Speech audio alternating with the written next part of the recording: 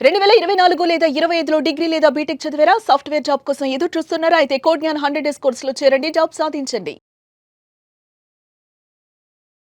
నమస్కారం సార్. నమస్తే. సార్, జనరల్‌గా ప్రతి ఒక్క భార్యకి కూడా ఇది డౌటే, నేను అడుగుతున్నాను. ఏంటి అంటే, భర్త తనతో కాకుండా వేరే ఇంకొక స్త్రీతో కనుక మానసికంగా దగ్గరైన, ఫైనాన్షియల్ పరంగా షేర్ చేస్తున్నా అది చీటింగా కాదా సార్? అబ్సల్యూట్లీ అసలు డౌటే లేదు. భార్యతో కాకుండా ఇంకా ఏ అమ్మాయితోనూ సన్నిహితంగా మానసికంగాను, శారీరకంగాను, ఫైనాన్షియల్గా గాను ఏ రకంగాను ఇంకొక అమ్మాయి వాడి జీవితంలోకి రాకూడదు. ఇది ఫిక్స్ అండ్ ఫైనల్. ఓకే, ఇందులో అసలు డౌటే లేదు. మనకేదో వెస్టర్న్ కల్చర్ నుంచి కొన్ని అప్పు తెచ్చుకుని నాకు నచ్చితే ఉంటాను, ఫ్రెండ్షిప్, మేము ఫ్రెండ్సే కానీ అలా కాదు, ఇవన్నీ నాన్ సెన్స్ అండి. అలా ఉండదు. ధర్మపత్ని ఒకసారి భార్య అయిపోయాక నువ్వు ఏది చేసినా సరే, ఇంకా మానసిక భార్యలు లేరు. ఓకే, ఓన్లీ ఒక్కటే, మనకి ఎప్పుడూ ఒకటే భార్య. వెరీ ఇంపార్టెంట్ ఇది. అండ్ ఎవరెవరితోనూ కంపేర్ చేస్తారు, వాళ్ళకి లేరా 3 భార్యలు, దేవుళ్ళకి లేరా 2 భార్యలు టైప్లో. నాన్ సెన్స్ అదంతా. దేవుళ్ళతో మనం కంపేర్ చేసుకోకూడదు. Very important. అండ్ ఎవరైనా సరే భార్యనే ఇంపార్టెంట్, భార్యనే ఇంపార్టెంట్. ఇంకొక there is no other option at all. Okay, so వేరే వాళ్ళకి, వేరే అమ్మాయికి నీ జీవితంలో స్థానము లేదు. అందరూ అలా దూరంగా ఉంటారంతే. ఓకే, ఇది వెరీ ఇంపార్టెంట్. అసలు బై బర్త్ ఇది గుర్తుపెట్టుకోవాలి. లేదా అలా లేదు, నేను వేరే అమ్మాయితో దగ్గర అవుతాను, వేరే అమ్మాయి అంటే ఇక డైవర్స్ ఇచ్చేసి దీన్ని తెంపుకొని, నేను చెప్తున్నాను కదా, ఒక అమ్మాయితో బాండ్ అనేది, ఒక పెళ్ళి అనేది ఎన్నో రకాల కార్మిక బంధనాలు. అవి చాలా పెద్ద బంధం. అది ఎప్పుడైతే ఇలాంటి కార్మిక బంధాలు చేసినప్పుడు దోషము చేస్తామో, దట్ విల్ లీడ్ టు ఎనలేని పాపం అన్నమాట. పాపం, మనకి పాపం అంటే చాలా రకాలుగా చెప్తుంటారు. మెయిన్ పాపం ఏంటి తెలుసా? అజ్ఞానమే పాపం. ఇది తెలియకపోవడమే పాపం. ఈ తెలియకపోవడమే ఏం పాపం అంటే, నేను నమ్మి ఒక భార్యగా నేను ఒప్పుకున్నాక నాకు వేరే స్త్రీతో సంబంధమే లేదు. ఇది వెరీ ఇంపార్టెంట్, చాలా ఇంపార్టెంట్. క్యాజువల్గా ఆఫీస్ ఫ్రెండ్స్ అని క్లోజ్గా ఉన్నాము, బూతులు మాట్లాడుకున్నాము, జోకులు వేసుకున్నాము, నాన్ సెన్స్. అది ఉండదు, అది ఉండకూడదు. ఎంత త్వరగా అందులోంచి బయటకు వస్తే అంత మంచిది. ఒకవేళ అలాంటిది ఏదైనా అట్రాక్షన్ వస్తుంది అంటే, బాబు వద్దు నాకు అని పరదా వేయడం చాలా ఇంపార్టెంట్. లేనన్ని రోజులు ఏం కాదు, క్యాజువల్ ఫ్రెండే. ఎంత జీవితంలో ఎన్ని నష్టపోతామంటే అన్ని నష్టపోతాం. నా భార్య సరిగ్గా లేదు కాబట్టి నేను ఇట్లా చేశాను, నా భార్య నాతో మంచిగా ఉంటే ఇలా ఎందుకు చేస్తాను, ఏదేమైనా కానీ భార్య చేయకూడదు. తప్పే అది. నువ్వు లోపల ఎన్నన్నా కారణాలు చెప్పుకో, నా భార్య సరిగ్గా లేదు, నా భార్యకి బాగాలేదు కాబట్టి, అది నాతో సరిగ్గా ఉంటే అన్నీ బాగుండు, ఎప్పుడు ఇంటికి వెళ్ళినా కోపం పడుతుంది. No way. ఏదన్నా కానీ నువ్వు యాజ్ హస్బెండ్ అట్లా ఉండాలి అంతే. నువ్వు కదలకూడదు. నువ్వు గనక తప్పుదారి పట్టి దానికి కారణాలు ఆమె అని చెప్తున్నావు అంటే రాంగ్. ఏదేమైనా కానీ, ఓకే, ఏదేమైనా కానీ తప్పు అంటే తప్పే. ఇందులో వెరీ స్పెసిఫిక్గా కామన్గా వచ్చేవి ఇలాంటి ప్రాబ్లమ్సే. నా భార్య నాతో ఎప్పుడు కోపంగా ఉంటుంది, నా దగ్గరికే రాదు, నన్ను ఎప్పుడు ఇన్సల్ట్ చేస్తుంది, నన్ను ఎప్పుడు అందరి ముందు తిడుతుంటుంది. అందుకని ఏదేమైనా కానీ నువ్వు ఆ విషయాలు డీల్ చేసుకో, ఆ విషయాలు మాట్లాడుకో, ఆ విషయాలు సెట్ చేసుకో, ఆ విషయాలు గట్టిగా కలిసి ఇద్దరు కూర్చొని కొట్లాడుకోండి. కానీ వేరే స్త్రీని లోపలికి రానివ్వద్దు, వేరే స్త్రీని జీవితంలోకి ఎంటర్ కానివ్వద్దు, అంతే. ఇది ఎంత బాగుంటుందంటే తర్వాత లైఫ్ నిజముగా ఒక పాతివ్రత్యము ఆర్ పత్నీవ్రత్యం, వైఫ్ని కూడా అలాగే చూడాలి. నాకు ఏకపత్ని వ్రతము అన్నీ రాముడు ఎలా అనుకున్నాడు, అలా గనక మీరు అనుకుంటే తెలియని శక్తి మీ లోపలికి వచ్చి చేరుతుంది, అన్నీ కుదురుతాయి. ఓకే, ఇది రుణానుబంధ రూపేణ పశు పత్ని శుతాలయం అని. పత్ని ఒక రుణముగా వస్తుంది నీ దగ్గరికి. నీకు బ్యాడ్ వైఫ్ వచ్చింది అంటే ఎన్నో జన్మల రుణాలు తీర్చుకొని పోవాలి నువ్వు.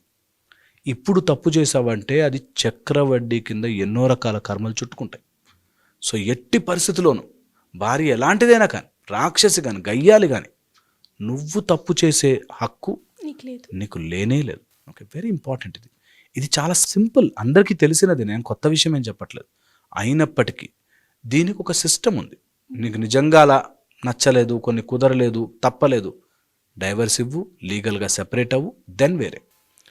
బట్ కార్మికంగా ఒకసారి బంధం ఏర్పడిపోయాక మోసం మాత్రం చేయకూడదు. కట్టి కుడుపుతుంది అంటారుగా, అట్లాగా చుట్టేస్తుంది అలాంటి కర్మ. అండ్ అమ్మాయి కళ్ళలో నీళ్లు తెప్పించి చెడుగా బిహేవ్ చేసి తప్పుదారిగా మాట్లాడి, నో వే, నో ఛాన్స్. అది ఎప్పటికీ రాకూడదు, ఎవరి జీవితంలో రాకూడదు. అలాంటి సిచ్యువేషన్ ఏ అబ్బాయికి రాకూడదు. నిజంగా అలా మోసం చేయాల్సిన సిచ్యువేషన్ ఏ అబ్బాయికి రాకూడదు. అదొక కర్మ అంతే. దాన్ని ఎంత త్వరగా మనం వదిలించుకోగలిగితే అంత మంచిది. అలా ఎప్పుడు అనిపించినా నా భార్య చాలా మోసం చేస్తుంది, లేకపోతే వేస్ట్గా ఉంది, దాని వేరే అమ్మాయి జోలికి వెళ్ళొద్దు. నీ లోపలే శక్తిని స్వరూపంగా మార్చుకో. అంతే తప్ప బయట వెళ్ళి బయట తప్పు పని చేసి ఇరుక్కుని అది ఎప్పుడు ఇట్ క్రియేట్స్ నెగిటివిటీ. నేను చెప్తున్నా కదా, it will always cause troubles, ప్రాబ్లమ్సే వస్తాయి. అందులో ఏది కూడా రైట్ అవ్వే ఛాన్సే లేదు. నువ్వేదో అప్పటికప్పుడు ఎంజాయ్ చేస్తున్నావు అనుకుంటున్నావు, కానీ కాదు కాదు కాదు, తప్పే. It's for sure. ఒకవేళ కనుక ఎవరైనా లేడీతో అంటే తెలియకుండానే ఫ్రెండ్షిప్ ఏర్పడిపోయి క్లోజ్ అయిపోయి దాని తర్వాత ఇప్పుడు ఆ అమ్మాయి మా దగ్గరకు వచ్చేవాళ్ళు అలా ఉంటారు. నేను క్యాజువల్గా మాట్లాడానండి, కానీ ఆ అమ్మాయికి నా మీద ఫీలింగ్స్ వచ్చాయి, అందుకని మేము ఇప్పుడు కలిసి తిరుగుతున్నాము, దానికి మా వైఫ్ కుళ్ళు పడుతోంది. ఓకే, నువ్వు ఎట్టి పరిస్థితుల్లో దాన్ని అలౌ చేయకూడదు, నెంబర్ 1. నెంబర్ 2, ఒకవేళ అలా ఎవరికైనా ఉంటే clarify it and come out of it.